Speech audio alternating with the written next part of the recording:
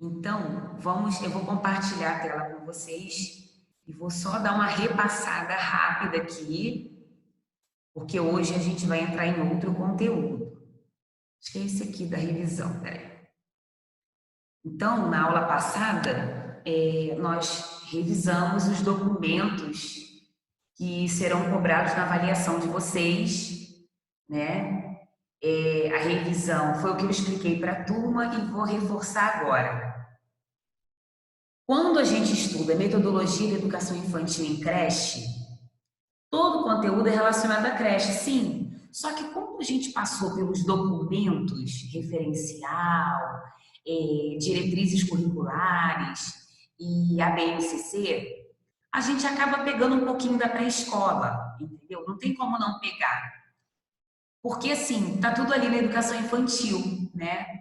E por que eu estou falando isso? Porque no semestre que vem, provavelmente vocês terão uma disciplina que vai pegar essa parte da pré-escola, entenderam? Vocês vejam que os capítulos que nós trabalhamos da Gilda Riso são todos sobre creche, todos, todos, todos, todos. A gente só aumentou um pouquinho e ampliou um pouquinho com os documentos, porque a gente pega um pouquinho da pré-escola. Mas por que a pré-escola é vista superficialmente? Porque, na verdade, vocês vão ter essa disciplina no semestre que vem. Tudo indica que sim. Então, eu acredito que a maneira como a gente trabalhou os documentos curriculares vai até dar um embasamento para vocês, para quando vocês iniciarem essa outra disciplina aí sobre a pré-escola, entendeu? Vocês já vão lembrar de bastante coisa, então vai ser bastante útil para vocês. E na revisão, o que nós fizemos?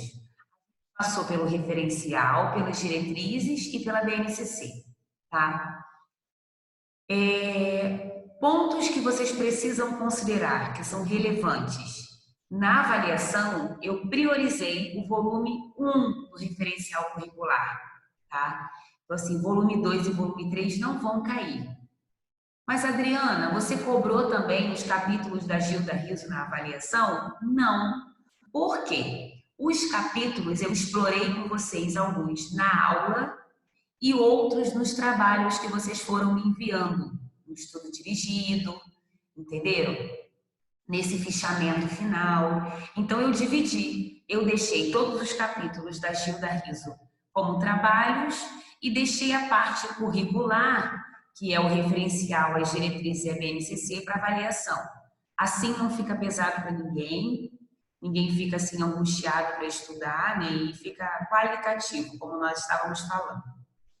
Bem, e aí na revisão da semana passada a gente viu, né, que o referencial foi elaborado pelo Ministério da Educação e Cultura no ano de 1998, né, a gente viu tudo isso. Ele vem também para contribuir, apresenta uma reflexão sobre creche e pré-escola. Nós vimos também que tem essa presença de conceitos importantes para a área, pensando no que é a criança, no que se entende por educar, por cuidar, por brincar, por relações creche e família, o professor de educação infantil, né? Então, esses conceitos são, sim, fundamentais, precisa entender, e a gente reviu isso na semana passada. De acordo com o documento do referencial, quem é essa criança? Né? Como que essa criança ela é entendida no documento? Então, vocês vão ver depois com calma nos slides, né? Como que essa criança é compreendida, como que ela é referenciada, enfim, sobre os processos de construção como ser humano, e aí lá vai. Então, tenho que saber, Adriana, como que a criança é vista? Tem que saber. Volta no slide depois. Como que é o cuidado com essa criança? Isso tudo no referencial curricular. Como que é o cuidado? O que se entende por brincar, né?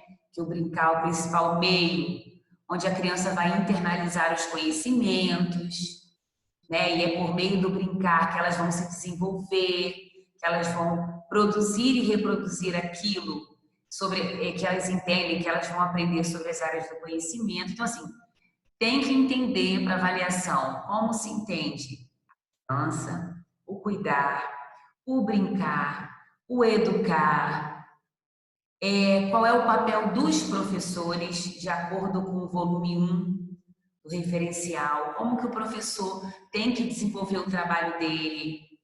Sim, ele desenvolve esse trabalho de mediador, é ele que vai fazer a ponte entre a criança e o que ela vai realmente aprender, né? Então, assim, basicamente é isso. E também destaquei as diretrizes, lembrando que as diretrizes, elas são consideradas como uma resolução, né? A gente viu isso. Então, o Ministério da Educação e Cultura lançou essa resolução em dezembro de 2009 e ela começou a ser implementada em 2010. Então, assim, o decreto é de dezembro de 2009, mas começou a ser utilizada em 2010. E as diretrizes, elas vieram também para nortear o trabalho, né? Elas estão articuladas, as diretrizes da educação básica, reúnem princípios que são fundamentais e nos apresentam algumas definições. Então, lá no referencial, a gente viu como a criança é entendida, o que é o brincar, o que é o educar e o que é o cuidar. Nas diretrizes, como que a educação infantil é entendida, da mesma maneira que nós vimos lá no referencial. O que é a criança? Ah, é um sujeito histórico. Tá, nas diretrizes também. A criança é um sujeito histórico, de direitos, que nas interações ela constrói a sua identidade pessoal e coletiva, ela brinca, ela imagina, ela fantasia. Então, a gente vai percebendo que em cada documento a gente vai identificando esse conceito de criança. Vimos no referencial e estamos vendo nas diretrizes. O que é o currículo, né, de acordo com as diretrizes? A gente viu isso também. E as diretrizes curriculares nacionais, elas vêm também para alinhavar a proposta pedagógica da escola, ou seja, ela nos apresenta o conceito do projeto político-pedagógico, que é entendido como um plano orientador das ações da instituição e define as metas que se pretende para a aprendizagem para o desenvolvimento das crianças, né? Então, assim, como que esse projeto é elaborado? Num processo coletivo, a gente já falou disso nas aulas anteriores, com a participação da direção, dos professores e da comunidade escolar, que é o famoso PPP, Projeto Político Pedagógico. Então, assim, as diretrizes vieram também, digamos, colocar os pingos nos is, né? Dar uma arrumada na casa. Então, ela veio também para nortear essa proposta pedagógica da escola. Tanto que ela apresenta o conceito de currículo, né? Que é esse conjunto de práticas que vão articular as experiências e os saberes das crianças com os conhecimentos que fazem parte do patrimônio dessa criança, sabe? O patrimônio cultural, artístico, ambiental. E o currículo também compreende aquilo que a criança já chega na escola trazendo de casa. Nós até vimos numa aula sobre currículo de atividades, né, que é importante a gente não só permitir e possibilitar conhecimentos novos às crianças, mas também considerar a bagagem que ela traz de casa. Isso é muito importante. Então, assim, considerar o currículo de vida dessa criança também. Então, as DCNs, que são as Diretrizes Curriculares Nacionais, elas vêm mostrando que currículo é esse e como deve ser entendida essa proposta pedagógica. Tá? Além disso, isso aqui é muito importante, bons entendedores entenderão, quais são os princípios considerados pelas diretrizes, né, gente? Que princípios são esses? É óbvio que vocês, na avaliação, não vai fazer um copia e cola, fica até feio, né, gente?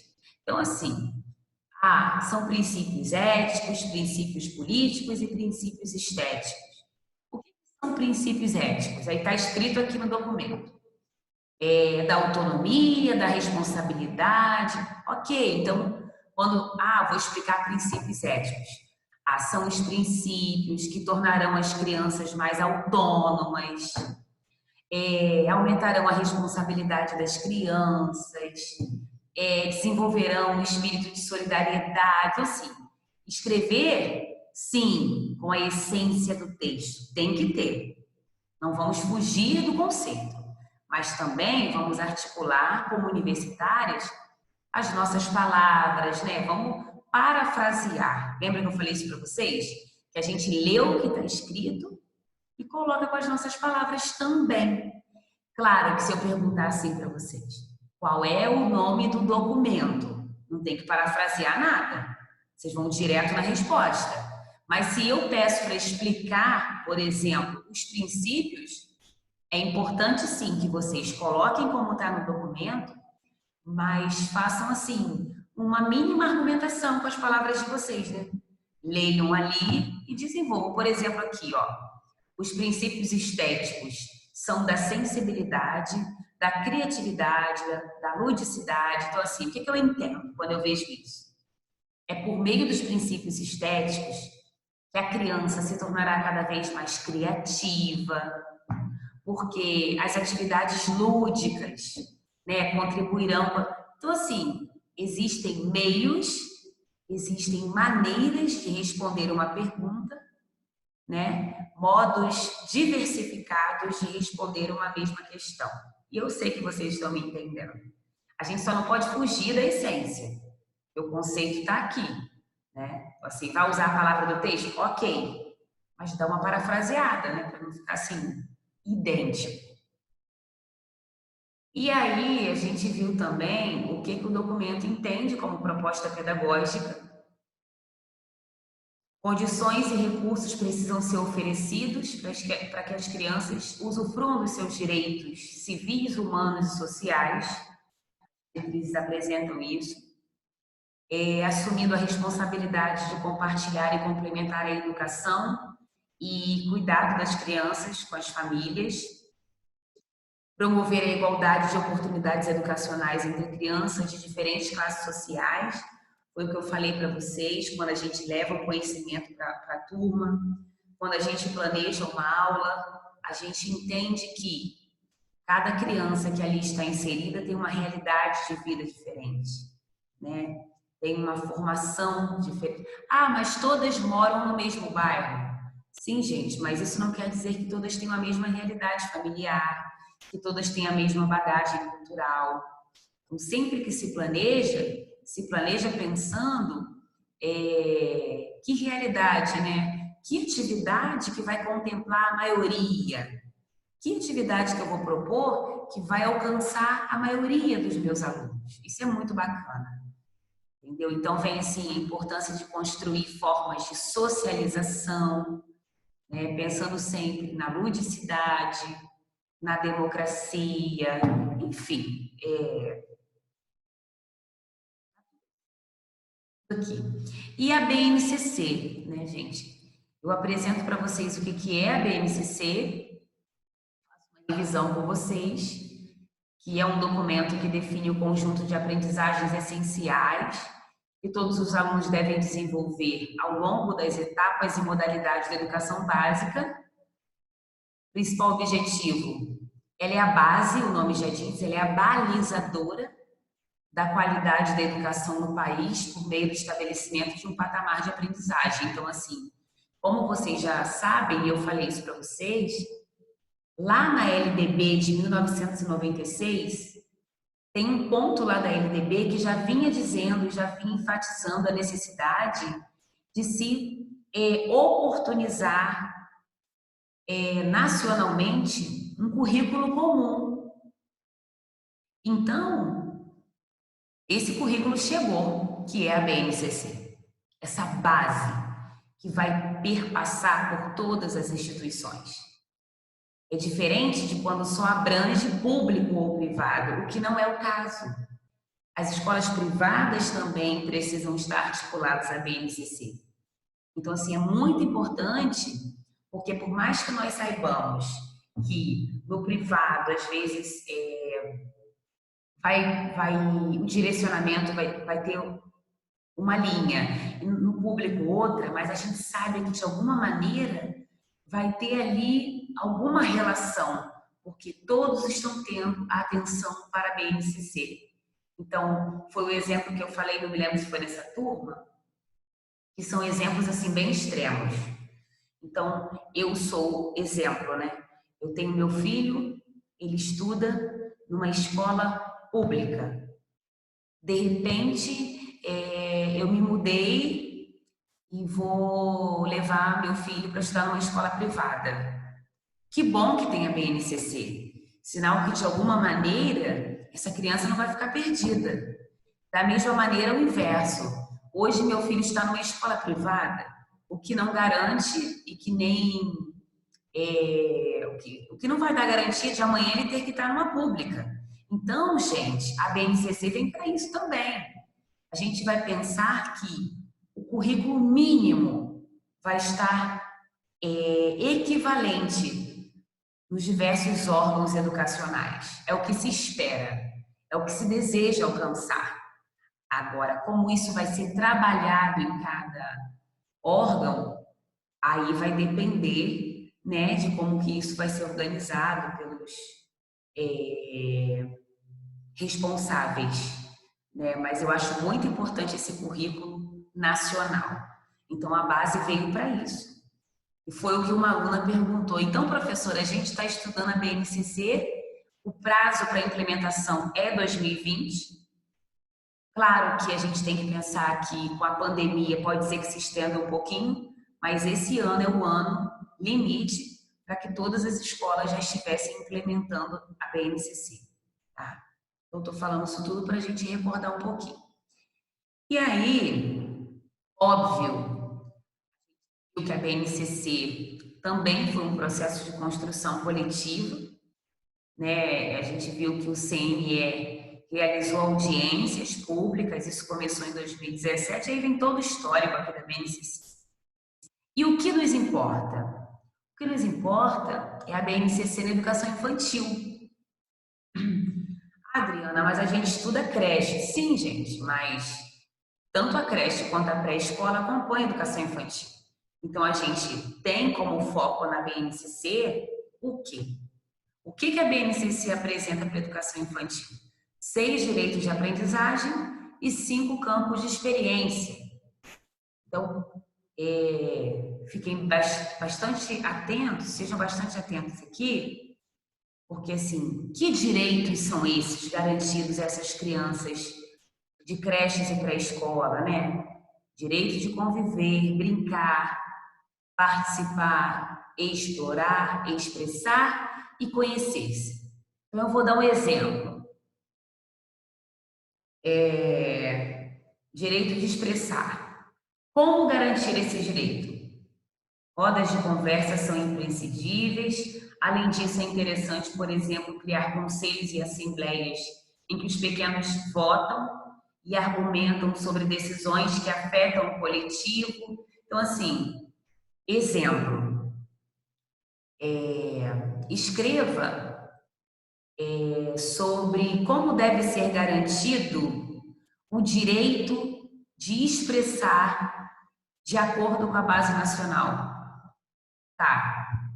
É importante que as atividades planejadas explorem a expressão dessa criança por meio de atividades planejadas, nas quais elas vão argumentar, nas quais elas vão opinar. Então, assim, eu estou lendo o que está escrito aqui e vou respondendo com as minhas próprias palavras. Então, gente, para a BNCC, esses 6 direitos vocês precisam entender e terem com muita clareza para vocês, tá? Depois dos direitos, nós temos os campos de experiência. Eu até falei para vocês, não cabe mais um aluno, né, um aluno meu, um aluno da universidade que estuda esse conteúdo, planejar a sua aula para educação infantil, para creche ou pré-escola, sem considerar os campos de experiência, né? Então, assim, os campos de experiência, eles têm a ver com o currículo dos alunos de educação infantil, e são eles que vão ajudar o professor no planejamento das atividades. São eles que vão clarear como que deve ser desenvolvido, né, essa atividade em cada fase. Então, são 5 campos de experiência que nós já estudamos: eu, o outro e nós, corpo, gestos e movimentos, traços, sons, cores e formas, escuta, fala, pensamento, imaginação, espaço, tempo, quantidade, relações e transformações. Então, também, os slides apresentam esses campos de experiência, definição de cada um deles e como eles são entendidos, né? Então, é isso, sabe? A gente está falando um pouquinho do que vimos na semana passada. Antes de eu dar continuidade, o que vocês querem me perguntar?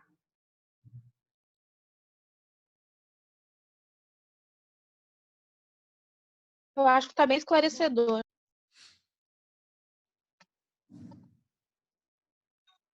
Podem falar, gente.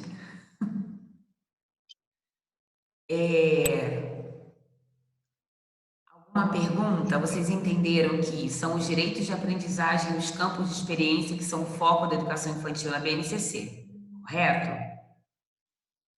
Correto. Nós vimos lá os princípios, como, que princípios são considerados pelas diretrizes curriculares como essenciais, né? Rosiane quer perguntar? Rosiane, você levantou a mãozinha? Não, professora, foi sem querer. Tá Desculpa. bom. Mais alguma pergunta, gente? Ô, Adriana, ficou bem assim, bem esclarecido o conteúdo em si, que foi ótimo você ter feito esse resumo, que aí deu para dar mesmo, entendeu? Foi muito. Tá ótimo, então. Então tá ótimo.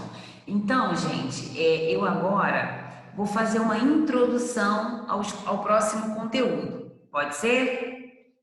Vocês estão me ouvindo? Pode? Estou ouvindo, pode? Então tá. Continua. Estamos, pode sim. E lembrando outra coisa, quero lembrar outra coisa para vocês. Porque quando eu iniciei a minha aula, nem todo mundo estava aqui.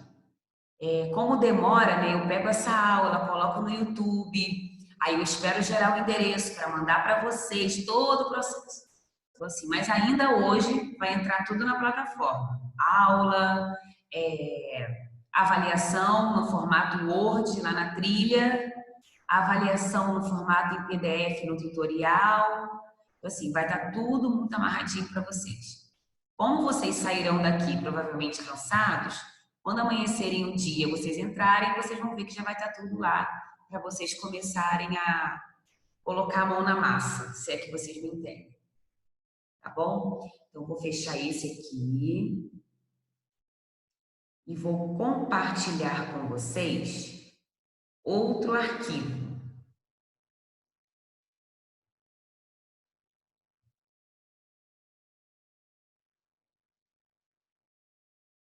Esse conteúdo que você vai compartilhar agora já é para P2, né? Sim, sim, sim. Mas, ô Márcia, é um conteúdo tão tranquilo que tem até alguns pontos dele que nos faz lembrar do que a gente já estudou, entendeu? Então, assim, não vai assim aumentar e nem complicar mais, tá? Deixa eu só ver aqui, porque a pessoa aprende a compartilhar, né? Mas aí quando tem que procurar nas pastas, ela fica desse jeito. Espera um pouquinho aí, gente. Só um instantinho.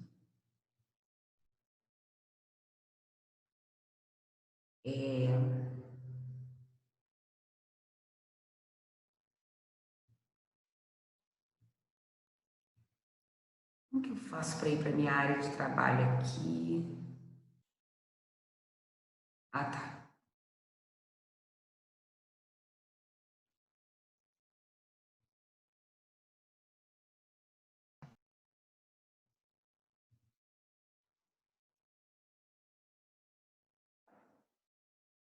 Vocês estão vendo a minha página aqui? Estamos. Tá. Tô vendo tudo. Não, gente, é porque eu fico com uma preocupação de vocês não estarem me ouvindo. Graças a Deus a internet está ajudando bastante hoje. Hoje ela tá ótima. Isso, graças a Deus, e vai permanecer. Então, a gente vai dar continuidade. Agora a gente pega novamente, vocês sabem que o livro da Gilda Riso é um manual, né? Eu falei para vocês que ele seria assim, no conteúdo de creche, que ia guiar, né, o nosso semestre. Então, tem umas partes aqui escaneadas do livro dela. Não se preocupem se vocês não conseguirem visualizar algum ponto, mas depois vocês vão receber o material, tá? Então, assim, vou tentar colocar num aplicativo que ajude mais, porque o último inverteu a posição das páginas. Eu sei que para ler não é fácil, entenderam? Vou procurar uma maneira de organizar esse documento para ficar bem arrumadinho para vocês.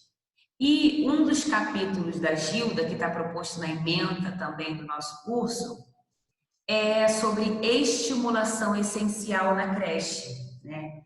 Então, assim, a Gilda, ela primeiro apresenta para a gente o que se entende por creche, né? Ela diz que creche não é escola nem preparação para a futura escola. Creche deve ser um lugar bom de ficar, de brincar, de comer, de dormir, de crescer. Isso inclui aprender muitas coisas úteis, coisas do dia a dia de qualquer criança. E aí... 19 horas e 50.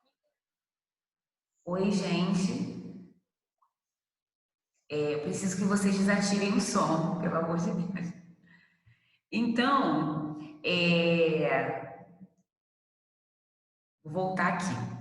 Esse aprender, né? Aprender que coisas? Coisas do dia a dia de qualquer criança, por exemplo. Reconhecer o nome das coisas, falar, engatinhar, sentar, andar, conversar. Então, assim, dessa forma, com essas aprendizagens, a criança que está na creche, ela vai descobrir que existem outras coisas. Coisas grandes e coisas pequenas. É muito interessante essa fase, gente. Dentro e fora, alto e baixo, né? Fino, grosso, comida que ela gosta, comida que ela não gosta, histórias de que ela gosta, histórias de que ela não gosta. Então, assim, isso é muito bacana. Quando a criança na creche, ela começa a ter essa percepção. Vocês, como é que é isso, quem trabalha com creche, gente? Alguém gostaria de comentar?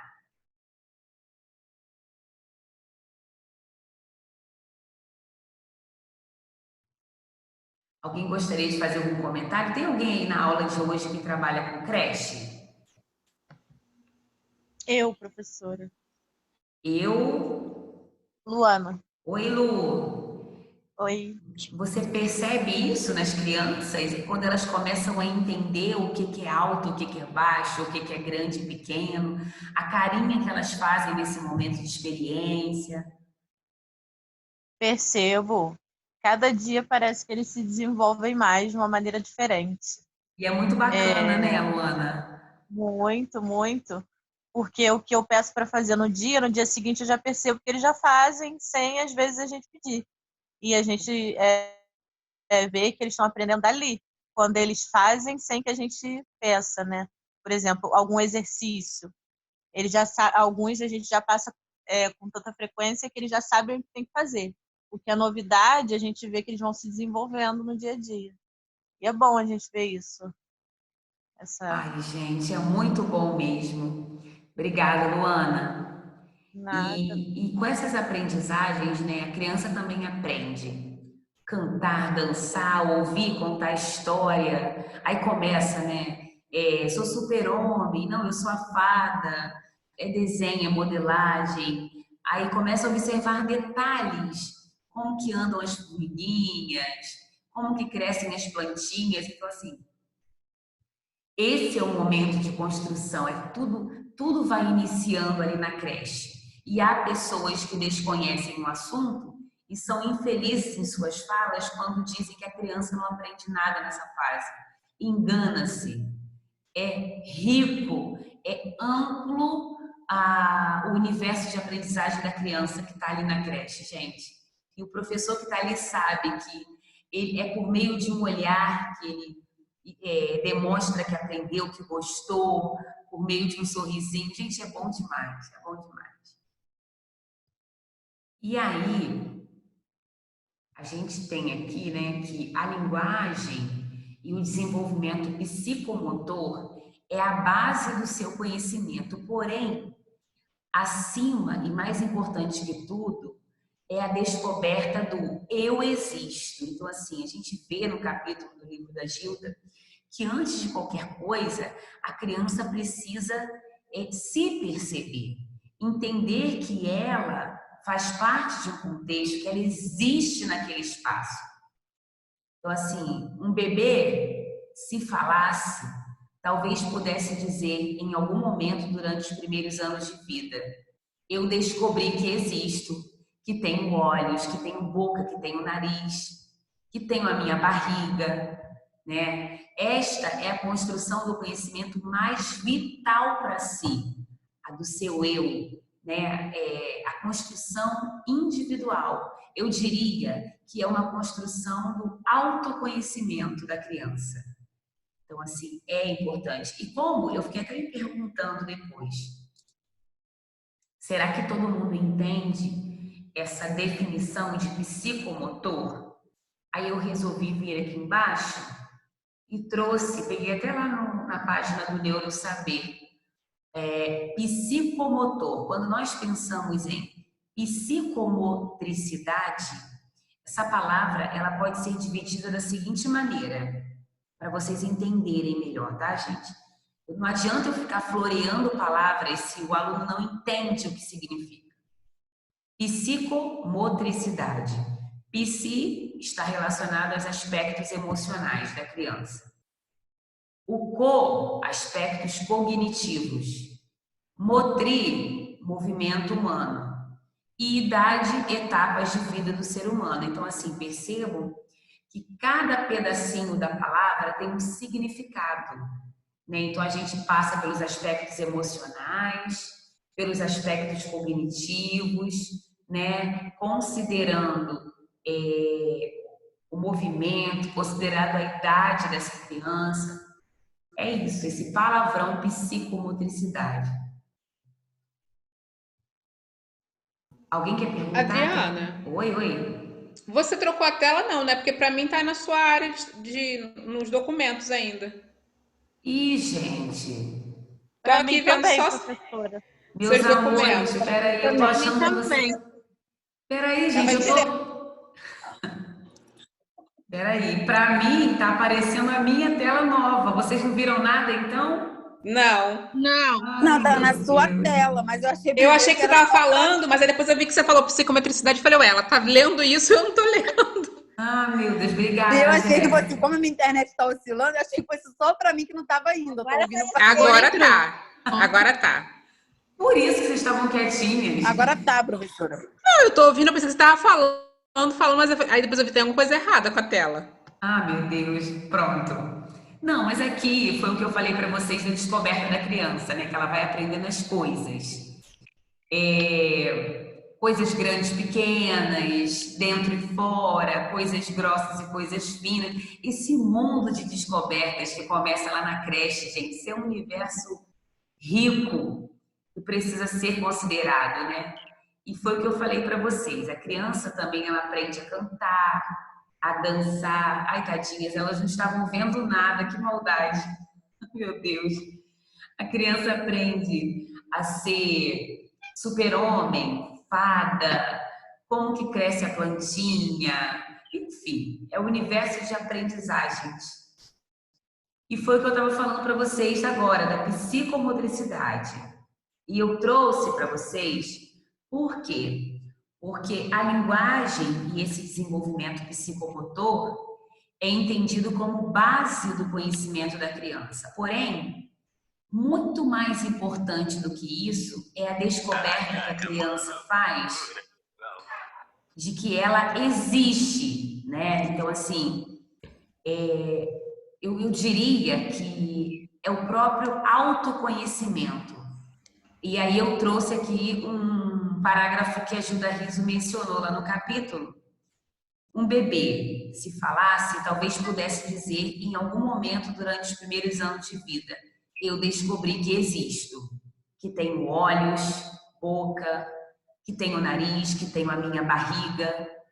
Essa é a construção do conhecimento mais vital para si, a do eu, né, do indivíduo especialmente.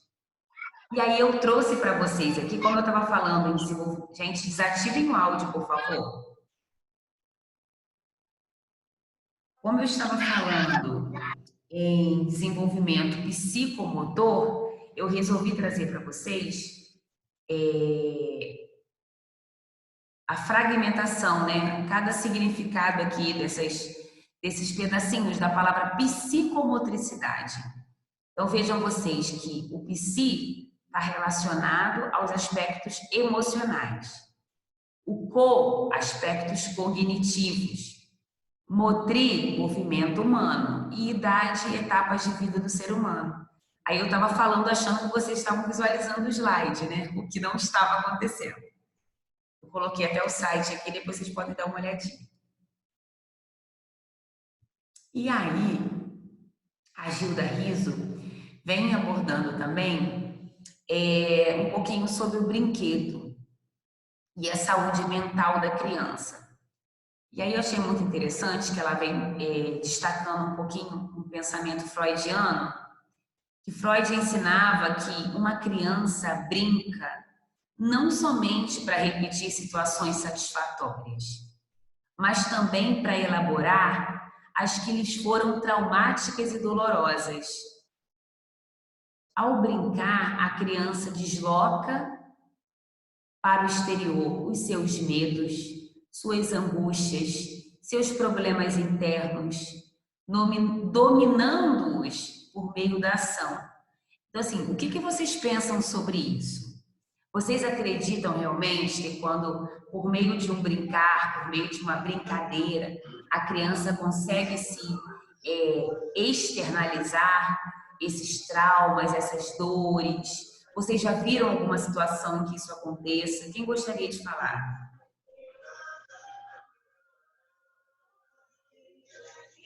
Professora, Patrícia. Oi, Paty. Oi, ver, eu nunca vi, mas eu acredito, assim, nunca vi, porque também não tem tanto tempo de escola. Mas eu acredito sim, no meio de uma brincadeira ela pode externalizar sim, porque é onde os professores conseguem muitas das vezes observar, né? Aquela coisa que muita gente fala, né? Que geralmente o professor é o primeiro a ver quando uma criança tem algum trauma ou sofreu alguma coisa. Então eu acredito que pelas brincadeiras, pelos desenhos, né? A criança é capaz sim de externalizar. E assim, muitas vezes, por meio de uma brincadeira, por meio de um brinquedo lá que a criança esteja manuseando, né? Dependendo lá do que ela estiver fazendo, estiver brincando, tem crianças que conseguem externalizar até uma agressividade. E ali, o próprio professor, os amores, desativem o som. E ali, espera aí um pouquinho, gente, só um instantinho.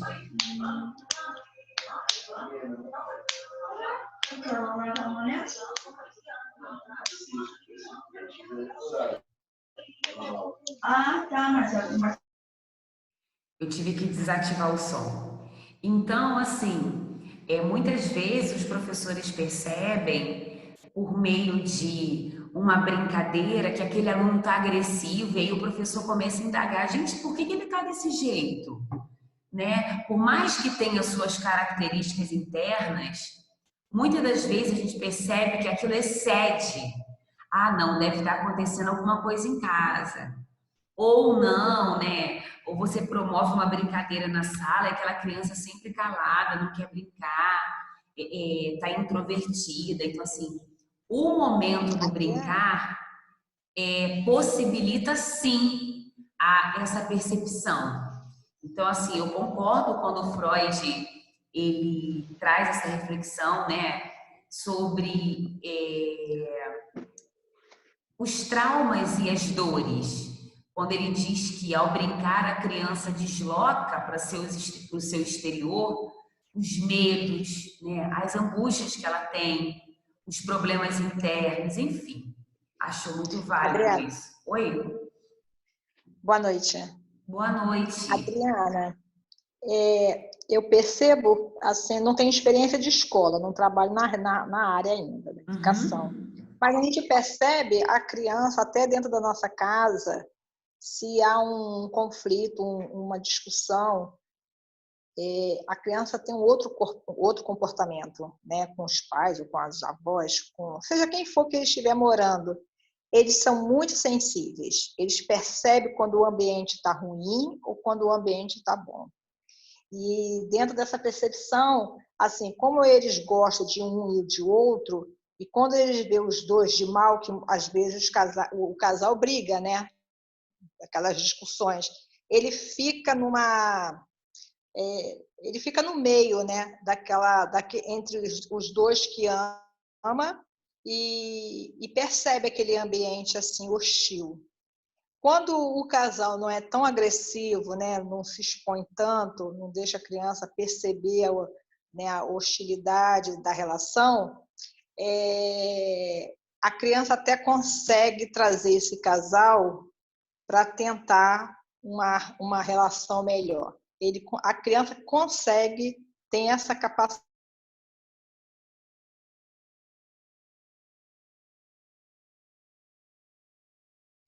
Né? Eles são pequenininhos, mas eles captam tudo, eles observam tudo, toda a movimentação da família, todas as atitudes. Eles não sabem expressar, eles não sabem falar, mas o comportamento deles dentro de uma família, eles se expressam com as atitudes ou com o comportamento, né, fechado, retraído, quando o ambiente é muito agressivo. E mais espontâneo quando consegue, né, aquela família deixa ele se expressar. É isso. Exatamente. E assim, aí também vem o olhar atento do professor, né, sobre por isso que eu digo que o brincar, e nós vimos isso quando estudamos lá a BNCC, o brincar não pode se dar fora de um planejamento, né, gente? Por mais que a gente entre numa sala de educação infantil, de creche, a gente sabe que a criança vai estar correndo, que vai estar tudo desarrumado, senão não é criança, né, gente? Senão não é educação infantil. Mas tem sempre que pensar, né? Por que eu estou preparando essa atividade? Por que hoje eu vou fazer rodinha? Por que hoje eu quero isso? Porque, assim, são momentos únicos em que você também vai aprender ainda mais a conhecer aquele aluno. Né? Então, assim, muito boa sua fala, viu? E eu acho que o pensamento é esse mesmo. E cabe-nos, como professores e pedagogos, essa observação. Né? Então, assim, é fundamental mesmo. Mais alguém, gente, quer falar? Professora. Oi? Oi, Patrícia, completando, né, como a Cristina estava falando, em casa a gente consegue ver também, mas acho que na sala de aula o professor tem essa percepção maior, né? Eu acho que a criança, com outras crianças, ela vai externalizar de uma maneira muito mais clara, né? Em casa a gente também vê, mas que na escola, o interessante desse ato de planejar, do brincar, é porque o professor pode observar melhor, não é verdade? Exatamente, exatamente. E às vezes, gente, em casa, a própria família, ela não dá conta de observar isso, entendeu? Mas quando o professor está ali com uma atividade direcionada e a criança está perto de amiguinhos com a mesma Deixa eu só... Não Adriana, entendi. Oi? deixa eu só dar a que a Patrícia falou agora. O que eu percebo na sala de aula é que a professora trabalha com aquela faixa de idade, com aquelas crianças, e normalmente, quando você aplica qualquer tipo de atividade, a reação natural é que eles vão gostar ou não, né? Vão ter alguma reação. Isso. Quando a criança já carrega para alguma bagagem de angústia, de sofrimento, já é notório que aquela criança vai se isolar, ela vai expressar um movimento diferente dos demais. Então, eu acho que é aí que eu acredito que o professor ele tem a visibilidade melhor do que dentro da família. É isso? Também, perfeito, ótimo, é isso aí mesmo. Mas nós também temos outras possibilidades de percepção. Por exemplo, não vou nem falar aí da creche, né? Vou puxar mais um pouquinho lá para a pré-escola, né? Você está ali fazendo uma contação de história, né? E, de repente, no meio daquela contação de história, tem a personagem boazinha, tem aquele que vai ser tipo um lobo mau, né? Vamos dar um exemplo. E aí a criança quer imitar a historinha. Tá, ok, vai imitar ali o personagem, vai fazer. Só que tem criança, por exemplo, que numa cena que era para ser algo bem levinho, ela pode, de repente, expressar uma agressividade que o professor vai perceber. Tá entendendo? No meio da atividade, o professor também capta, além dessa maneira, dessa sua fala, foi Cristina que falou, não foi?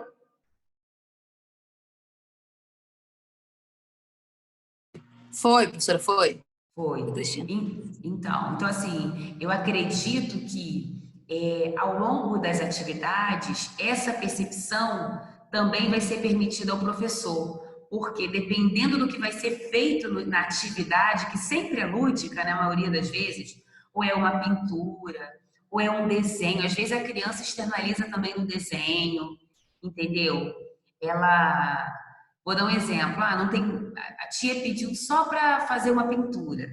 Naquele dia ela está com raiva, mesmo que seja uma criança que não gosta de pintar. Ela vai e faz assim, 3 riscos muito fortes em cima do papel e rasga a folha.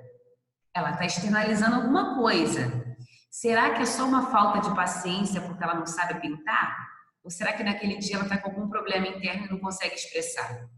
Então, assim, eu acredito que nós temos aí esse leque de possibilidades para perceber o nosso aluno, né? Professora, te cortando só um pouquinho. A senhora me fez Claro. lembrar uma coisa. Tem um aluninho lá na creche onde eu trabalho, que é uma creche escola.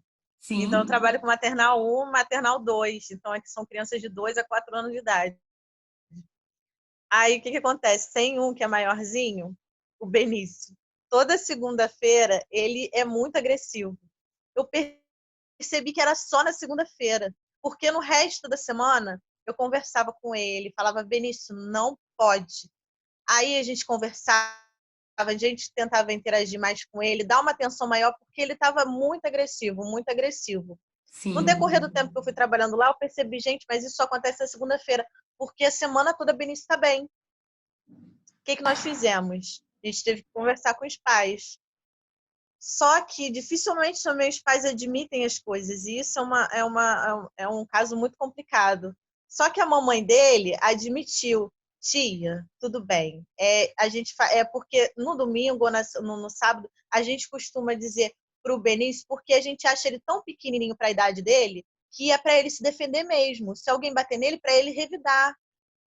Aí eu comecei a entender, eu falei, mamãe, mas não é assim que a gente tem que fazer. Porque lá a gente fica de olho para não acontecer. Claro, pode acontecer, como acontece em todas as escolas e creches, né? De um amiguinho bater, de alguém se machucar. Mas a gente tá ali para isso. Então não é preciso você dizer essa defesa tá errada. Não é assim porque ele tá machucando os coleguinhas, né? Então não é assim que se faz. Então é complicado esse educar em casa também. Sim, a gente respeita, né, a opinião de cada família, mas assim, por exemplo, às vezes a família tem muito essa fala mesmo. Se fizer com você, devolve. Olha, e nossa, gente, como que isso, como é que eu posso dizer a vocês, como que isso marca a criança, sabe? Nós temos falas na nossa casa com os nossos filhos que podem assim marcar a criança para sempre. Quando é positivamente, que bom, né? E quando é negativamente? Então, assim, essa criança aí, quando chegava segunda-feira na escola, o que estava passando pela cabecinha dela? Assim, ver como que tem tudo a ver com o que está escrito no texto, né? Então, assim, a gente para refletir, né, sobre isso, pensar nesse modo de brincar, pensar nessa brincadeira, como a gente vai ver aqui agora alguns cuidados que são essenciais ao brinquedo. E aqui, conforme nós estávamos vendo, essas situações traumáticas e dolorosas, nós também, enquanto adultos, temos as nossas. E muitas das vezes a gente quer externalizar isso de alguma maneira, né? Então, assim, imaginem vocês, se nós que somos, né, estudados, que já temos experiência, que já passamos por várias situações na vida, temos a necessidade de externalizar, a criança também tem, né, gente? Porque a criança também sente, ela chora, ela gosta ou ela não gosta, ela não sabe lidar com frustração, por isso dizer não é importante. Ah, não, eu digo sim para tudo. Esses dias, num grupo de amigas conversando aqui no aplicativo, uma amiga nossa falou assim, não, eu digo sim para tudo. E a gente falou assim, você diz sim para tudo por quê? Não, porque aí não chora. Né? E aí eu falei assim, olha, mas dizer sim para tudo agora pode se tornar um adulto com muita dificuldade para lidar com frustração. Né? Então, é um ser que, como é que eu posso dizer a vocês, é uma faixa etária que requer assim, muito cuidado, mas que também nos surpreende. Porque às vezes a gente acha que aquela criança não está alcançando. E quando nós paramos para perceber, ela já está muito além do que a gente imaginou. Né? Então, acho que é por aí mesmo. Alguém quer falar mais sobre isso? No caso, é que a gente, né, pensa que a criança nasce sem, assim, sem a parte intelecta nenhuma, né? Ela vem zerada. Mas, no entanto, o eu dela tem algo. Ela não vem totalmente pura. E é isso que o adulto se perde. Porque, de repente, você vê a criança falar algo que você nem imagina lá. E é claro que isso, né, cresce até, né, quando você vê o seu filho ou seu sobrinho, algo diferente, que não, pela idade dela não tem nada, não tem nem como, né, imaginar que ela possa, mas ela já tem a parte intrínseca, né? Exatamente. Que ela, de alguma forma, ela vai expor, né? É só isso que eu ia falar. É isso aí, Márcia, isso aí mesmo. Eu posso dar continuidade aqui ou alguém quer fazer mais alguma pergunta?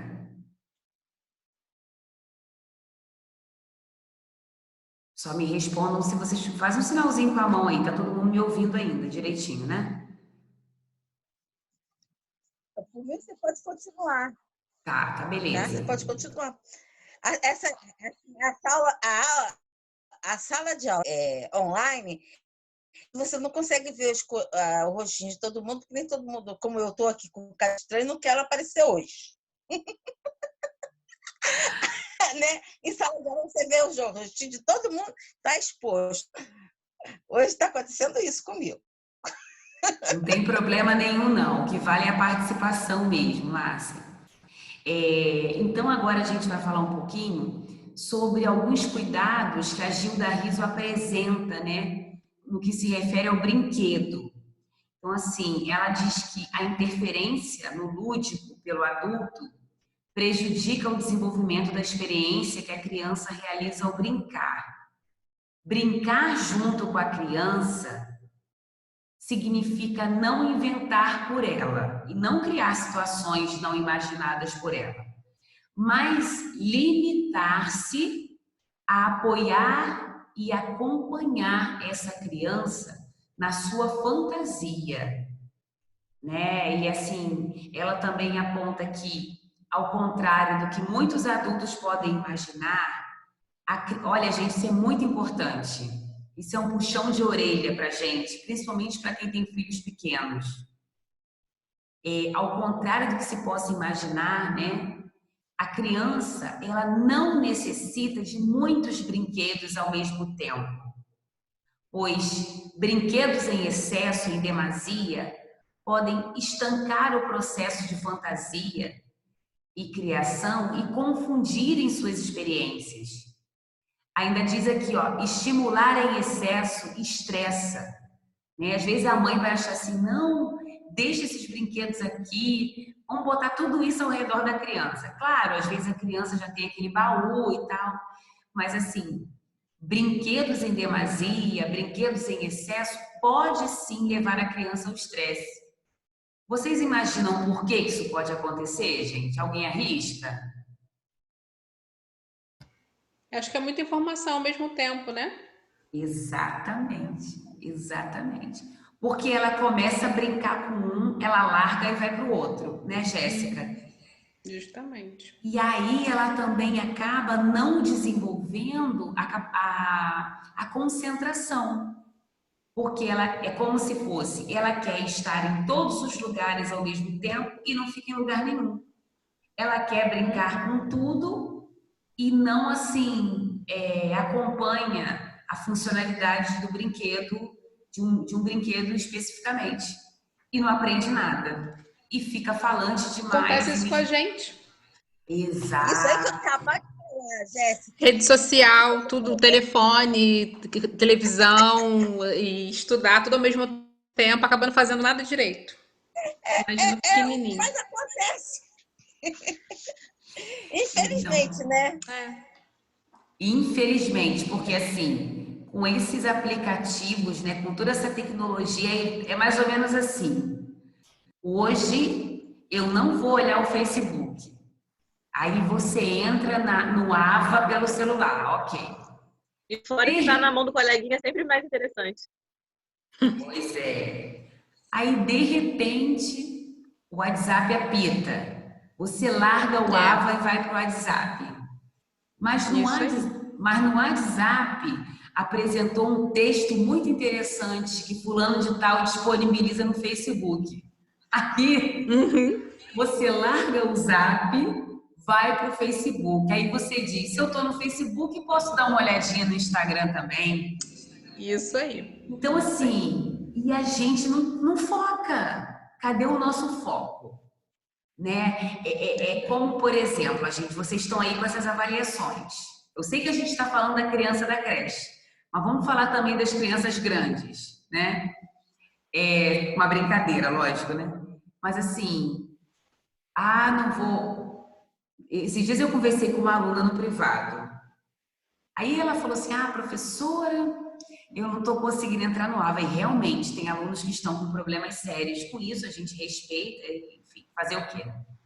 Mas essa aluna, ela já estava com todos os acessos.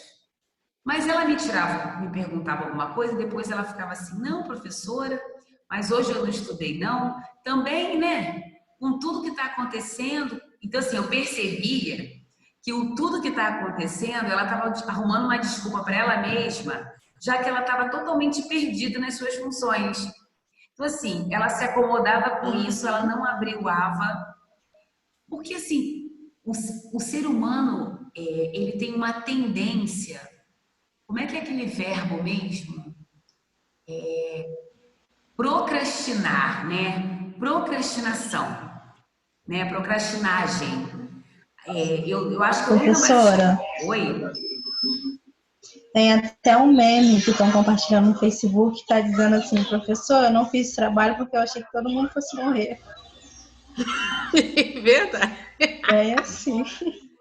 Então assim, a gente tem que estar muito atento a isso. Por isso é muito importante a gente ter uma rotina na nossa vida. Né? Eu tenho feito um trabalho aí virtual com os adolescentes, em algumas escolas, tenho feito umas lives, umas coisas assim, dando dicas sobre rotina. Por isso que nesse período de quarentena é importante que a gente organize uma rotina para a nossa vida. E se preciso for, cola na geladeira sim, porque senão a gente tende a procrastinar. E aí a gente começa a arrumar desculpa para aquilo que não fez, né? Eu vou dar um exemplo. Mas eu deixei a prova de fulano para o último dia. A prova de fulano. Aí fala assim, mas também a prova do ciclano tava daquele jeito, tava muito... Então, assim, para tudo a gente tende a arrumar. Então, assim, como é que tem foco. A gente quer tudo e ao mesmo tempo não quer nada, né? A gente quer estar com toda a matéria na cabeça, mas a gente também quer estar acessando todos os aplicativos de uma vez. Então, assim, gente, se o adulto já se perde, né? Imagina a criança. E esse parágrafo do brinquedo em excesso me fez pensar muito, muito. Claro que eu já li esse livro várias vezes, mas todas as vezes que eu volto para ter que trabalhar com alguma turma, eu fico refletindo sobre isso. Né? Esse livro, a última edição é a que eu tenho, é de 2010. Nós estamos em 2020. 10 anos se passaram e a gente continua discutindo alguns pontos. Entendeu? Então, assim, o que vale a pena? Vale a pena você ter poucos brinquedos na disposição da criança, para que essa criança foque, né? Para que essa criança se concentre. Até porque a própria criança, ela está descobrindo o mundo e ela quer tudo ao mesmo tempo. E aí começa. Eu estou passando isso agora também. Pega um brinquedo, larga e já quer o outro. Aí, assim, tô cansado. Aí começa. Ué, você não vai guardar seu brinquedinho, não? Com 2 anos, quase 3 anos. Tô cansado. Como assim tô cansado, gente? Tá cansado de fazer o quê, gente? Entendeu? Então, assim, parece simples, mas é complexo. E se a gente não começar a cuidar desde a creche, né, desde esses momentos que o professor está ali ajudando, o professor está fazendo esse papel de mediação, como é que fica depois, né? Então, assim, esses cuidados são essenciais para o brinquedo. Ela diz também que outro conceito errado, muito difundido, está relacionado ao tamanho dos espaços. Gilda Riso vem dizendo para a gente que não é necessário que o local de brincar seja aquele mais amplo possível. Pelo contrário, ela diz que, claro, né, gente, que um local de espaço é bom para a criança, mas ela vem fazendo um paralelo, tipo, nos mostrando que o que importa é a criança se sentir segura naquele espaço. Porque às vezes a criança está num local imenso, amplo, sem segurança, ela está se sentindo frágil, ela está se sentindo insegura. Então, o que adianta?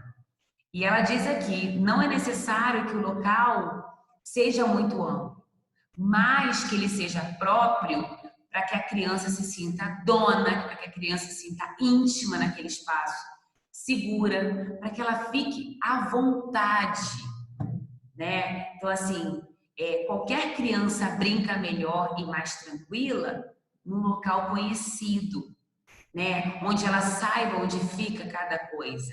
Por isso é que quando a gente está na primeira semana na creche, o que a escola faz normalmente? Segura na mãozinha da criança e vai passear com a criança na escola para a criança conhecer os espaços, para a criança ter segurança naquele espaço no qual ela está inserida. Não é verdade, gente? Quem está na educação infantil, quem está na creche, na pré-escola, isso não é importante para a criança? Levar a criança a ter segurança na escola em que ela estuda, né? Não é? O que vocês acham disso? Até, não só na creche, mas também no primeiro ano também acontece. Porque a criança está, por exemplo, está numa escola que entra agora, no momento. E aí, ela não tem aquele ambiente. Ela, para se ambientar, nós temos que fazer o papel de mostrar a escola a ela. Com certeza. Né? E isso vai fazer ela ficar mais segura, né, Márcia? Com certeza. E criança... Aí aqui diz assim, criança que brinca bem, tranquila, com imaginação, dá prova de saúde mental, ainda que apresente muitos pequenos sintomas que possam angustiar os pais.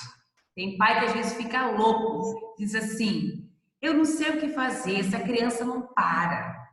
Tem pai até que julga, dizendo que o seu filho é hiperativo, só porque o seu filho gosta de brincar o tempo todo.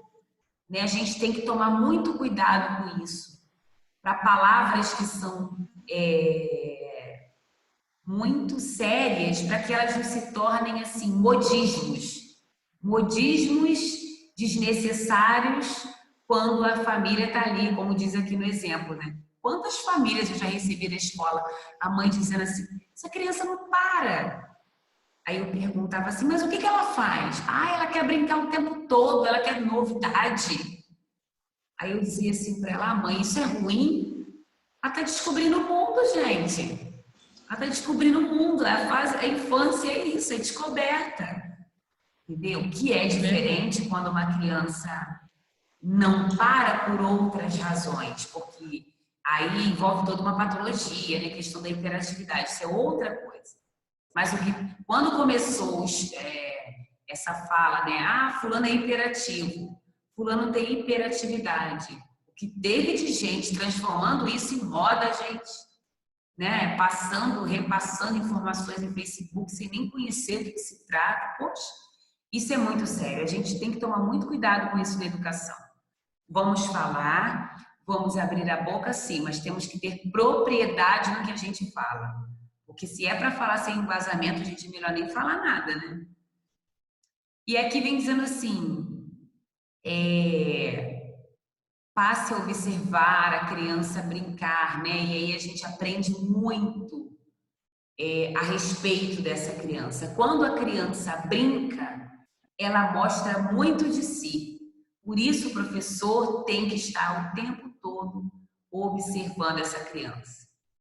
E aí vem que também, assim, a relação que essa criança tem com o educador, né? Nos primeiros anos de vida, a criança precisa muito do adulto, muito. E a relação que ela mantém com ele vai ser fundamental ao processo, tanto de formação da personalidade, quanto de aprendizagem. Porque é nessa fase, essencialmente, de transmissão oral e de bases afetivas. O adulto, ele deve ser o intermediador entre a criança que aprende e o objeto de sua ação e conhecimento. O estimulador deve agir com ele, deve brincar de modo cooperativo. Então, preste atenção. Resumindo, hoje a gente está estudando um capítulo da Gilda Riso que se chama Estimulação Essencial. Né? O que é essencialmente importante ser estimulado nessa criança que está na creche? O que deve ser estimulado? Então, a Gilda Riso vem dizendo para a gente que a gente deve, né, enquanto professor que estimula, agir com essa criança, né, e estar sempre ali cooperando com a construção do conhecimento dessa criança. É o professor que vai intermediar, que vai fazer essa mediação, que vai ser a ponte, né, e que vai também ser o observador nesse processo. Porque quando o professor vê como a criança brinca, ele vai percebendo muitas coisas que dizem respeito às características dessa criança. E aí, ela faz aqui 2 apontamentos que ela diz assim, quando a relação do adulto educador for boa com essa criança, quando for gratificante, a criança gosta do adulto, confia nele, imita esse adulto, né? E isso vai ajudar a criança a se desenvolver.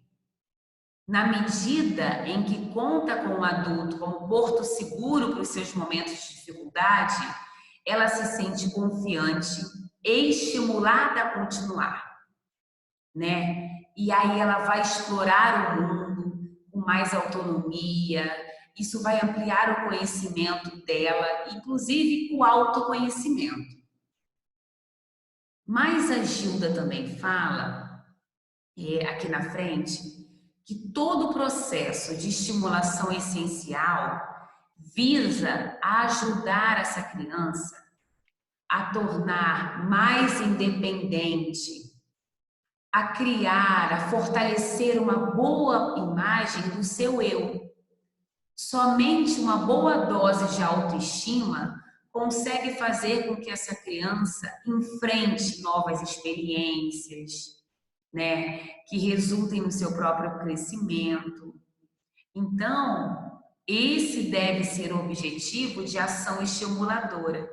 Ao contrário disso, quando a criança não vê no adulto, não vê no educador, não vê no professor alguém que lhe passe segurança, se a relação com o adulto educador não for boa, quer por sua superproteção, por sua ação que vai inibir a criança, que vai sufocar, que vai fragilizar, que vai negligenciar. Então, ela vem dizendo aqui, mas que tem efeitos semelhantes, a criança ela vai fazer o quê? Ela vai ficar retraída, ela vai se sentir insegura, com baixo nível de autoestima, e ela também vai se fechar para as possibilidades de exploração do mundo do crescimento. Então, gente, o educador na creche, ele tem que entender que quanto mais ele passa segurança para a criança, mais ela se desenvolve, mais ela se vê capaz de explorar o mundo, mais ela se conhece, mais ela adquire autoconfiança em si mesma. Mas quando esse educador não possibilita a essa criança uma segurança, aí, gente, aquilo que poderia melhorar e evoluir pode regredir, né? E aí gera muitos outros problemas, como, por exemplo, a criança chegar na escola, não quer nem passar no portão, porque aquele professor não passa segurança para aquela criança, enfim. Não quer dizer que sempre que a criança fizer isso é por causa do professor. Não é não, principalmente no período de adaptação, isso é normal. Mas eu estou dizendo que acontecem sim casos da criança nem entrar na escola porque aquele professor, aquele educador não passa a segurança necessária para aquela criança. Alguém quer comentar?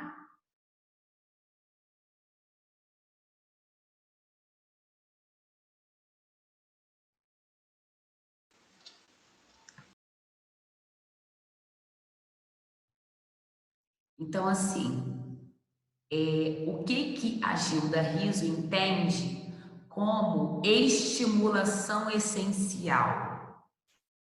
Então, assim, a estimulação essencial é incentivar a criança a realizar o exercício natural de sua própria iniciativa, ajustado às suas possibilidades físicas e motoras do momento.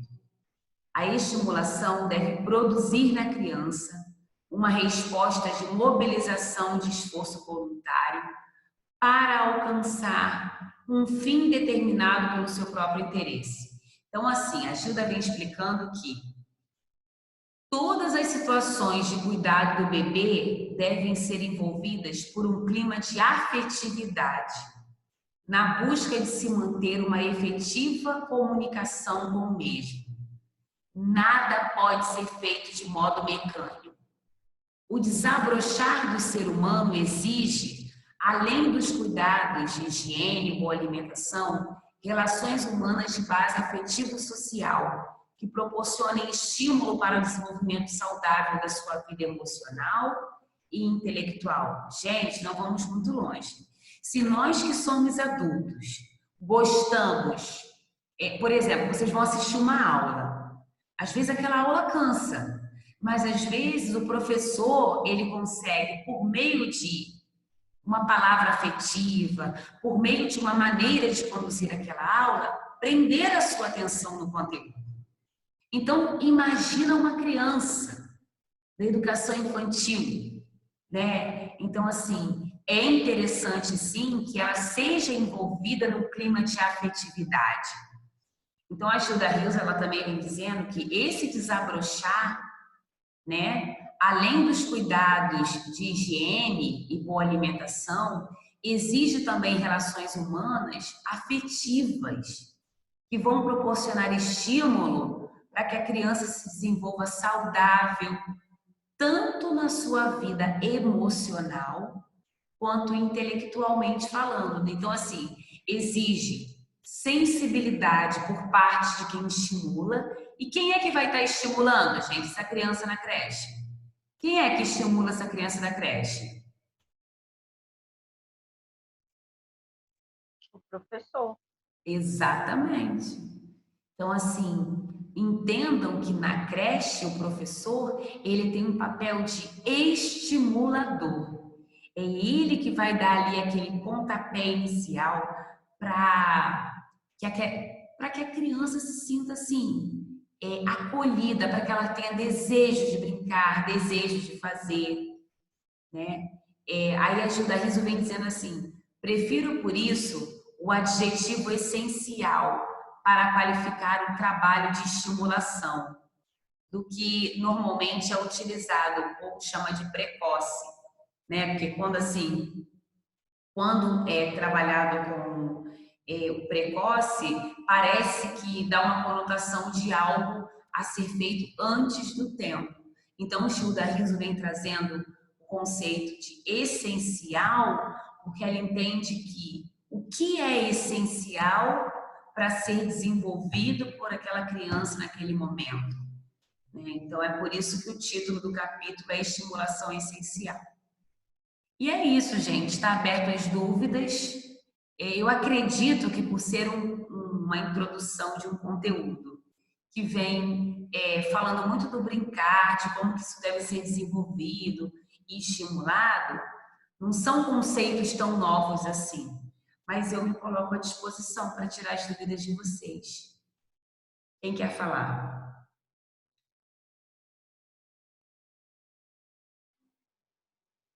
É verdade, Fala, professora. gente, Eu vamos lá. costumo dizer que quem não gosta de criança, quem não gosta de lidar com criança, não pode de jeito nenhum fazer pedagogia e trabalhar em creche. Porque é um sentimento que você não consegue que seja um sentimento falso, sabe? Porque a criança precisa gostar de você, precisa gostar do ambiente, e a gente só faz isso com amor, com carinho, não tem jeito. E é isso, a gente tem que sempre estimular as crianças com afeto, porque muitas crianças têm na escola o que às vezes não tem em casa. A gente, por exemplo, lá na escola onde eu trabalho, a gente passa para as crianças coisas que às vezes a gente vê que a criança não tem em casa, um carinho diferente, né? Uma palavra diferente, um abraço diferente. E isso estimula a criança a ficar com a gente na escola, gostar do ambiente escolar. Sim, Luana. E assim, eu diria que, ainda que quem não tenha paciência queira fazer pedagogia, mas se não tem jeito e não tem desejo, nada de pegar educação infantil, porque assim, acaba sendo uma maldade, né, com as crianças, porque senão a gente se torna muito impaciente, né? Então vai trabalhar na pedagogia em outro setor, vai trabalhar em setor empresarial, vai, de repente, ser um gestor de uma escola, né? Vai, enfim, como a pedagogia nos dá um leque de possibilidades e a formação de vocês também no curso de Vassouras permite isso, então isso é bom, porque, gente, sem gostar de estar na educação infantil e assumir turma de educação infantil de modo obrigado é péssimo. E você fica mal e a criança sente isso. Porque a criança, ela é muito sensível. Ela tá ali, ela é sensitiva, ela capta. Ela sente quando não está sendo feito um trabalho afetivo, né, afetuoso. Ela sente quando está assim meio que mecânico o processo, né? Mais alguém, gente? Adriana, Oi, Mona Lisa. as meninas estão falando lá no grupo que a internet está, que elas saíram porque está caindo muito e a minha está congelando demais. Eu não sei aí para vocês, mas aqui está chovendo muito e aí mudou o tempo, então já a internet já fica muito ruim. Tá Tem muito problema ruim. não. Mas você conseguiu pegar uma parte da aula, Mona Lisa? Consegui. Tá congelando, picotando, mas dá para entender. Tá. Que também está parando, mas está dando para entender. Porque começou a chover aqui também, a internet começou a falhar um pouquinho, mas está dando para acompanhar. Ah, então tá. Mas assim, gente, hoje eu trouxe esse conteúdo de estimulação essencial que estava proposto na ementa, mas com a intenção de não pesar muito, porque vocês têm avaliação, tá? Então, eu não tenho horário, deixa eu ver aqui. São 15 para as 9, a gente já está encerrando a aula. Daqui a pouquinho, assim, umas 9h20, no máximo 9h30, já vai estar tudo no AVA, tá? Desejo boa prova para vocês. Façam com muita atenção, com carinho, com cuidado. Vocês sabem tudo. Vai ter coisa que vocês talvez na hora vão falar assim: ah, eu vou consultar o texto do desencargo de consciência. Entenderam? Mas vocês vão dar conta do recado muito bem, eu tenho certeza disso. São capazes, são competentes, se empoderem da capacidade que vocês têm, entenderam? Vocês, assim, são, eu posso dizer até que, muito mais capazes do que imaginam. Vejam o quanto vocês já superaram até agora, tá? Quando desanimar em casa, quando vier assim angústia de largar tudo, pensa assim: eu posso mais do que eu mesma acredito, eu vou além. Então vai até o final e vai dar conta do recado direitinho. Se precisarem de alguma coisa, podem me chamar no privado, se quiserem falar. Eu sou daquelas professoras que vive na tarefa, vive na atividade. Se eu não responder na hora, eu respondo depois, mas eu responderei. Tá bom? Deixa eu só registrar, então, agora quem tá aqui, que eu não botei presença. Deixa eu fazer a minha fotinho. A Érica teve que sair. A Érica, a internet dela caiu, Adriana. E teve uma outra menina também que botou lá no grupo, eu não sei quem. Tem problema não. A Daiana Cristina também saiu por causa da internet. Eu acho que é a chuva, gente. Começa a chover, começa a dar problema.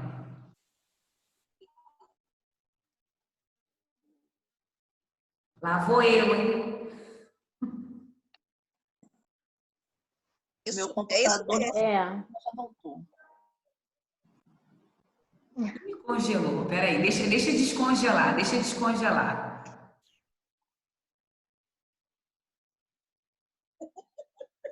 Ó, não ri da professora que não sabe tirar foto, viu? Olha lá no rosto. Eu vou printar a tela de novo. Vou printar a tela, peraí. Abriu o olho, professora, abriu o olho. Ah, é?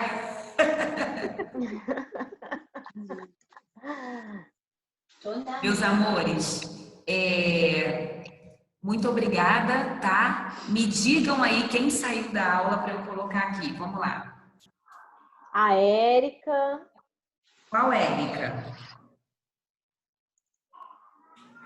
Não sei, o sobrenome dela, a Érica que faz aula comigo, eu não sei. Ah, tá, já sei. Acho que é Guimarães. Isso aí. Mataruna. Tá na aula. Mataruna tá aqui, gente. Tá na aula. Eu tô. Tá na aula? Ah, então é a outra, gente. Eu confundi. Eu vi a Érica lá, não vi o sobrenome. Desculpa. Não tem problema, não. Olha só. Deixa eu colocar aqui, então. Cristina tá aí, que eu não tinha colocado ainda a Cristina. Deixa eu ver. Juliana. 3.0, é isso? Valia 8. Daiane eu já coloquei. Quem mais? Luci. Analisa. Cláudia Márcia. Jéssica e Jamile. Tô aqui. Jéssica Mendonça, né? Jamile. Márcia eu já tinha colocado. Jéssica Gomes também eu já tinha colocado. Verônica também. Verônica também. Luana também já tinha. Quem mais, gente? Rafael. Quem? Vanessa também estava, professora, só que a internet dela ficou ruim e ela saiu. Vanessa Aparecida. Tá. Quem mais? Cláudia Márcia tá aí. Cláudia Márcia. Já botei. Só, gente? Ó. Então tá. Então é isso. Meus amores, agradeço, viu? Boa prova. Caprichem lá. Vamos arrasar nessa avaliação. Vamos tirar boas notas. Vocês são maravilhosos. Eu sei que já deu tudo certo. Entendeu? Tamo junto aí. Tamo junto nessa estrada aí, tá bom? Ó, beijinho pra vocês. Beijo, Obrigada, professora. Obrigada, hein? Boa Tchau, noite. meninas. Nada. Boa semana pra vocês, Beijo, viu? Deus. Obrigada. Você também, Adriana.